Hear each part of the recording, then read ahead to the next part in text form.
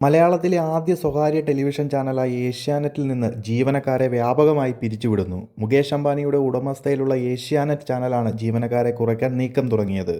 മലയാളത്തിൽ ഇതാദ്യമാകും മാധ്യമ മേഖലയിൽ ഇത്ര വൻതോതിൽ ജീവനക്കാരെ വെട്ടിക്കുറയ്ക്കുന്നത്. എന്തായാലും ജിയോയും അംബാനിയും എത്തി പണി തുടങ്ങിയെന്ന് തന്നെ നമുക്ക് കരുതാം.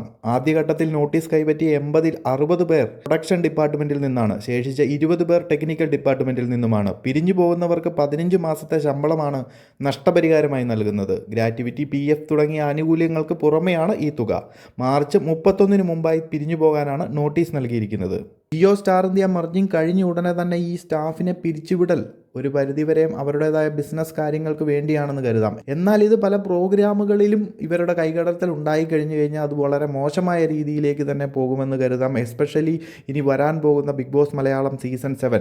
അല്ലെ തന്നെ ഏഷ്യാനെറ്റിൻ്റെ സൈഡിൽ നിന്നും പക്ഷാഭേദമുണ്ടെന്ന് എല്ലാ സീസണുകളിലും ആക്ഷേപമുണ്ട്. സോഷ്യൽ മീഡിയകളിലും വളരെ നല്ല രീതിയിൽ കോൺട്രാവേഴ്സികൾ സൃഷ്ടിക്കുന്ന ഒരു സംഭവമാണ് ബിഗ് ബോസ് നടക്കുന്ന സമയത്ത്. കണ്ടസ്റ്റൻസിൻ്റെ തെരഞ്ഞെടുപ്പിൽ തൊട്ട് പല കാര്യങ്ങളിലും ഏഷ്യാനെറ്റിൻ്റെ സൈഡിൽ നിന്ന് പക്ഷാഭേദമുണ്ടെന്ന് ഓഡിയൻസൊക്കെ പറയുന്നൊരു കാര്യമാണ്. ഇനിയിപ്പോൾ ജിയോ സ്റ്റാറും കൂടെ വന്നു കഴിയുമ്പോൾ ജിയോയുടെ സൈഡിൽ നിന്ന് അല്ലെങ്കിൽ ജിയോയുടെ ടീം ഇതിനുള്ളിൽ നല്ല രീതിയിൽ അവരുടെ പക്ഷാഭേദവും അല്ലെന്നുണ്ടെങ്കിൽ കൈകടത്തൽ കൂടി ഉണ്ടായി കഴിഞ്ഞു കഴിഞ്ഞാൽ അങ്ങനെ ഒരു സീസൺ തന്നെ വളരെ മോശമായി പോവും.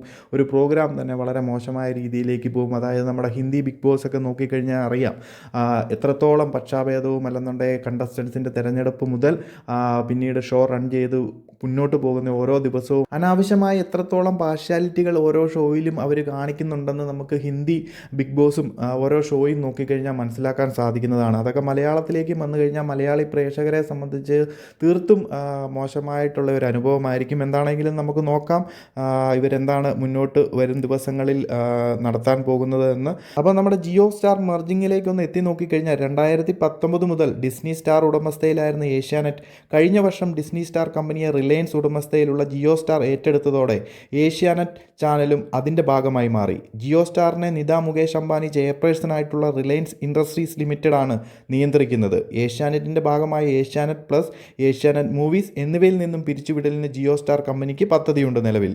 നമ്മുടെ മലയാളം ചാനലായ ഏഷ്യാനെറ്റ് നിലവിൽ വന്നതിനെപ്പറ്റി നോക്കിക്കഴിഞ്ഞാൽ റഷ്യയിലെ മലയാളി വ്യവസായിയായിരുന്ന റെജി മേനോൻ 1993 സ്ഥാപിച്ചതാണ് ഏഷ്യാനെറ്റ് TV ചാനൽ. അക്കാലത്ത് വിനോദവും വാർത്തയും ചേർത്ത് ഏഷ്യാനെറ്റ് കമ്മ്യൂണിക്കേഷൻ ലിമിറ്റഡ് എന്ന ഒറ്റ ചാനലായിരുന്നു. 2006 അവസാനത്തോടെ റെജി മേനോൻ ബംഗളൂരുവിലെ വ്യവസായിയും BPL കമ്പനി ഡയറക്ടറുമായ രാജീവ് ചന്ദ്രശേഖറിന് ചാനൽ കൈമാറി. 2006-ൽ ഏഷ്യാനെറ്റിൻ്റെ 51% ഓഹരികൾ രാജീവ് ചന്ദ്രശേഖറിൽ നിന്ന് സ്റ്റാർ ഇന്ത്യ വാങ്ങി.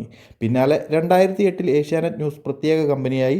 വിനോദ ചാനൽ സ്റ്റാറിൻ്റെ കീഴിലായി. ന്യൂസ് ചാനലിൻ്റെ ഉടമസ്ഥത രാജീവിനുമായി. 2014-ൽ വിനോദ ചാനലിൻ്റെ പൂർണ്ണ ഉടമസ്ഥാവകാശം സ്റ്റാർ ഇന്ത്യയ്ക്കായി. 2019-ൽ സ്റ്റാറിൻ്റെ ഓഹരികൾ വാൾട്ട് ഡിസ്നി വാങ്ങിയതോടെ ഡിസ്നി സ്റ്റാർ സംയുക്ത സംരംഭത്തിൻ്റെ ഭാഗമായി ഏഷ്യാനെറ്റ്.